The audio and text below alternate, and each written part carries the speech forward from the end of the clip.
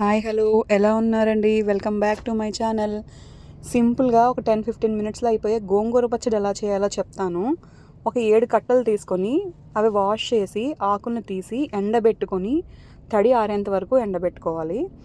ఒక కడాయి తీసుకొని కొంచెం నూనె వేసి మెంతులు, పచ్చిమిరపకాయలు వేసి వేగనివ్వాలి. అది వేగిన తర్వాత ఇందాక ఆరిపోయిన గోంగూర ఆకులు కూడా తీసి దాంట్లో వేసి బాగా కలపాలి. అది ఇట్టే మగ్గిపోతుంది. అది కొంచెం దగ్గర పడిన తర్వాత అందులో కొంచెం చింతపండు, ఉప్పు, పసుపు కూడా వేసి బాగా కలుపుకోవాలి. అది కొంచెం దగ్గర పడిన తర్వాత కొన్ని వెల్లుల్లిపాయలు చిన్న చిన్న ముక్కల కింద వేసి కట్ చేసుకొని వేసుకోవాలి. అది బాగా వేగాలి. అది వేగిన తర్వాత దాన్ని చల్లారాక మిక్సీ చేసుకొని పక్కన పెట్టుకోవాలి.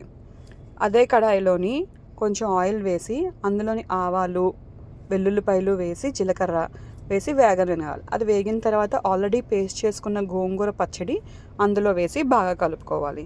ఇంతేనండి, కొంచెం దగ్గర పడాక తీసేసుకోవడమే. అంతే, సింపుల్.